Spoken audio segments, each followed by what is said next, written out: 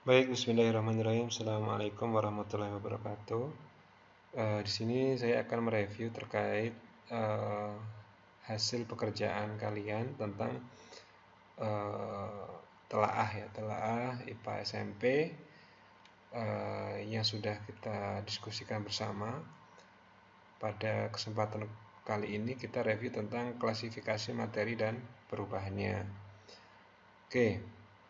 Klasifikasi materi dan perubahannya ini adalah salah satu kurikulum atau materi yang ada di level pendidikan menengah ya, sekolah menengah pertama atau SMP. Ada 4 KI yang akan diuraikan ya, yang sudah Anda jabarkan dalam PPT ini sudah cukup jelas ya. Hanya saja di dalam penentuan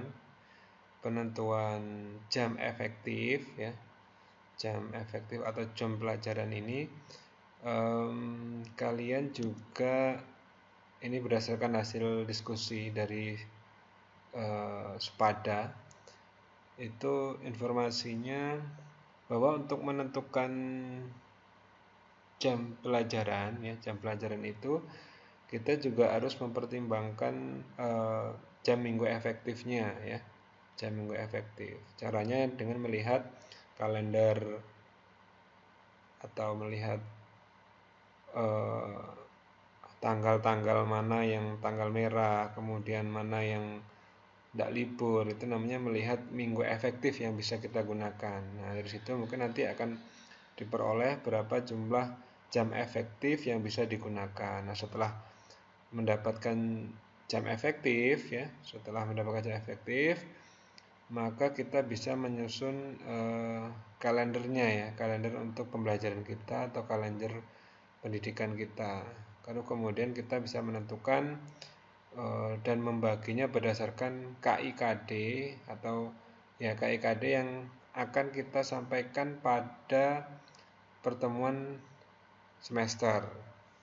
Nah, dari situ maka kita akan terlihat berapa pembagian jam pelajaran yang seharusnya bisa didistribusikan untuk pencapaian semua KI pada semester tersebut. Oke, itu yang pertama. Kemudian yang kedua, untuk peta konsep ya, untuk materi klasifikasi materi ini saya rasa juga sudah cukup jelas ya. Ini mengambil dari miliknya tutorial Salim ya. Di sini penjelasan tentang materi ya. Jadi materi itu diklasifikasikan, kemudian pengklasifikasiannya, sifatnya dan juga perubahannya ya. Klasifikasi sudah tunggal, campuran, kemudian dibedakan lagi menjadi unsur senyawa. Kemudian untuk campuran ada campuran homogen dan campuran heterogen. Sifatnya ada sifat kimia dan sifat fisika. Dari sifat fisika ini dirubah di breakdown lagi menjadi perubahan ya. Perubahan gas ya, cair dan padat. Nah, dan ini nanti penjabarannya bisa ke apa namanya? Sifat ya, sifat dalam artian contoh bentuk perubahan fisika dan juga perubahan kimia. Ini di bagian yang ketiga. Kemudian untuk susunan materi dan PPT ya, ini memang kesannya hanya memindahkan saja dari makalah ya, tersusunannya juga kurang menarik ya, walaupun di dalamnya sudah menjelaskan tentang apa itu materi, kemudian apa itu unsur, apa itu campuran, penekanannya juga sudah muncul, hanya saja masih kurang menarik penyajiannya. Kemudian untuk selanjutnya pada makalah ya, pada makalah ini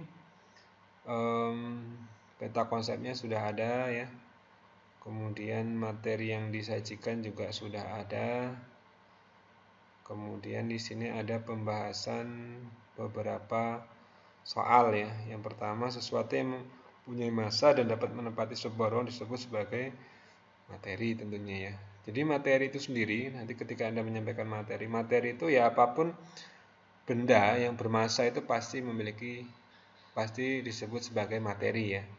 Ada nggak benda yang tidak bermassa? Hah? Tidak ada ya. Jadi benda semuanya bermassa kecuali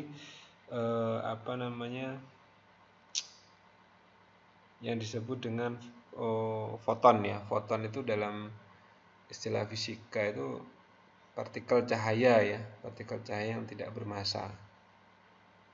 Nah, kemudian di sini ada yang kedua ya, materi selanjutnya dapat dikelompokkan menjadi zat padat, zat cair, dan gas. Oke, ini sudah benar. Selanjutnya di soal nomor 3, zat tunggal yang tidak diubah lagi menjadi zat yang lebih sederhana disebut dengan unsur ya. Unsur kemudian dipecah lagi menjadi atom ya, bagian terkecil. Kemudian, nah ini oke, ada nomor 4, atom. Kemudian suatu materi yang terdiri dari atas 2 zat atau lebih dan masih mempunyai sifat zat asalnya disebut dengan campuran ya.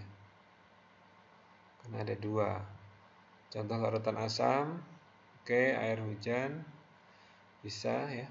Kemudian metode pemisahan campuran ini dengan memisahkan padatan yang halus juga sudah benar, sentrifugasi. Kemudian sifatnya ini ada satu sifat yang berkaitan dengan keadaan fisik suatu zat disebut dengan sifat fisika ya. Sifat fisika. Kalau perubahan itu menunjukkan sifat kimia. Jadi ini kurang tepat ya. Untuk poin yang 8 ini seharusnya dijawabnya adalah fisika. Sifat fisikanya. Kemudian yang selanjutnya, perubahan zat yang tidak sesuai dengan terbentuknya zat baru disebut dengan perubahan fisika. Kalau diikuti dengan terbentuknya zat baru disebut dengan perubahan kimia. Oke ya, untuk materi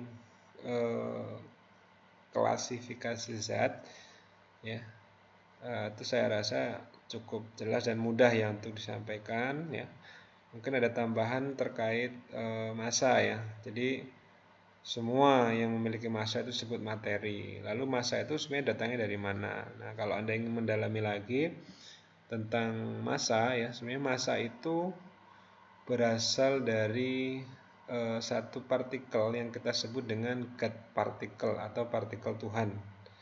Nah, partikel Tuhan itu adalah partikel yang baru ditemukan ya dalam percobaan di CERN ya, CERN itu di daerah Eropa ya, di benua Eropa, itu membuktikan tentang bagaimana massa itu bisa terbentuk pada sebuah benda atau materi ya. Itu ternyata munculnya itu karena adanya God particle ya, atau partikel Tuhan yang ditemukan oleh Higgs boson ya. Penemunya adalah Higgs dan boson. Oke, terima kasih, itu saja untuk review kelompok 6. Saya Heri, wassalamualaikum warahmatullahi wabarakatuh.